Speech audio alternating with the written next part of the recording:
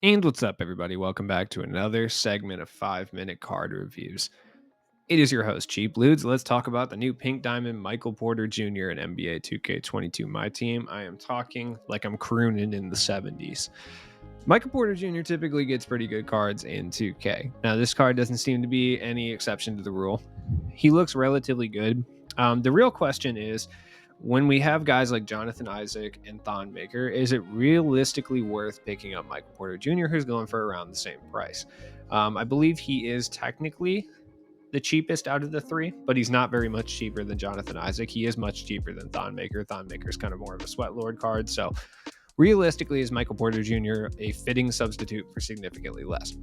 85 driving dunk is realistically the only offensive stat that I think could be higher. I mean, he's still going to drive and boom on people, but that is kind of an issue for sure. 86 ball handles fine.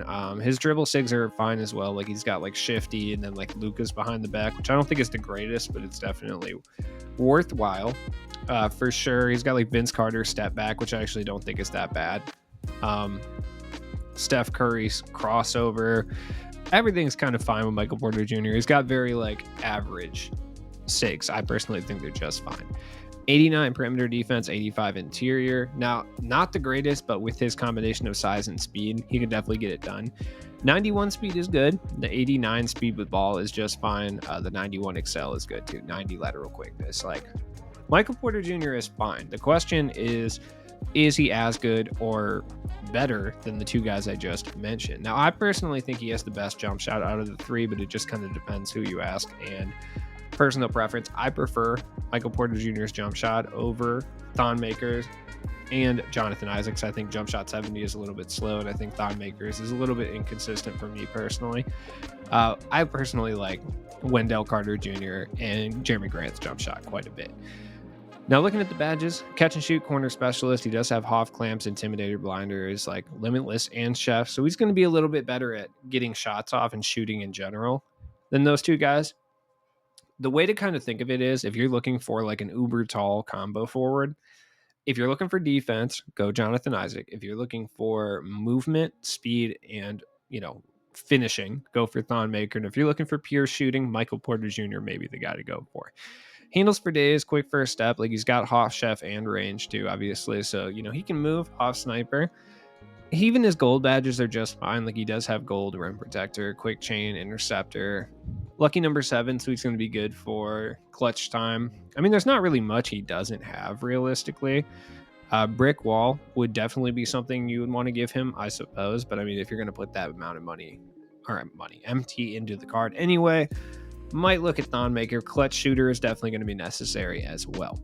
But let's take it to shoot around and test the card out. Michael Porter Jr. is interesting. Look, he looks fine. Like he's got decent hot zones, not quite as good as you'd like to see, but the jump shot it's smooth, but it is kind of slow too.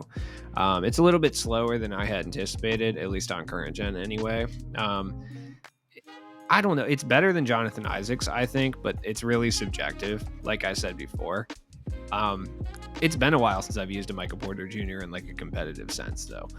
I think the only one we've gotten promo wise was the Michael Porter Jr. that we received in the Colossal set, right?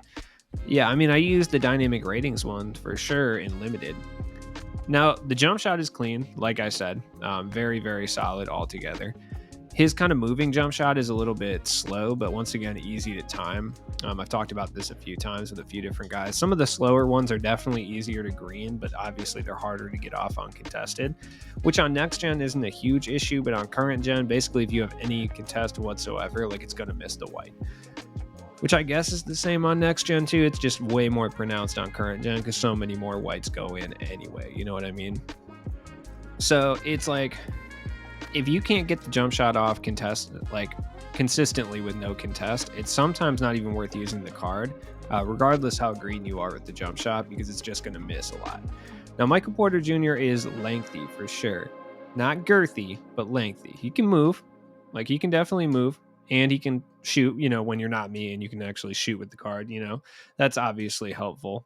His jump shot is definitely slow, though. And I mean, if you're trying to like speed boost around and like do all that stuff, which he can definitely do all of that, he's just not going to be as good as some of the other cards in regards to getting off quick jump shots.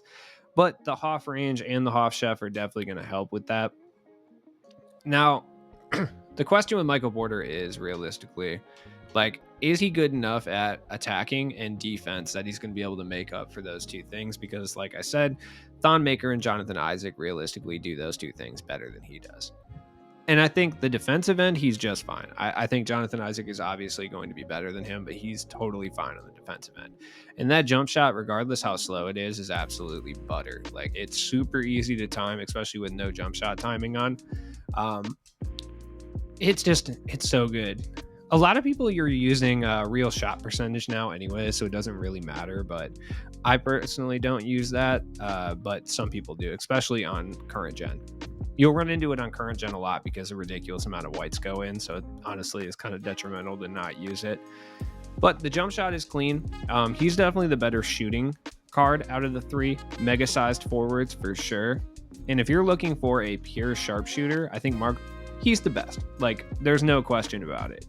Like I said, if you're looking for the other two things, if you're looking for finishing or if you're looking for defense, maybe look elsewhere. But I think Michael Porter Jr. is the perfect combo between those guys. It just kind of remains to be seen.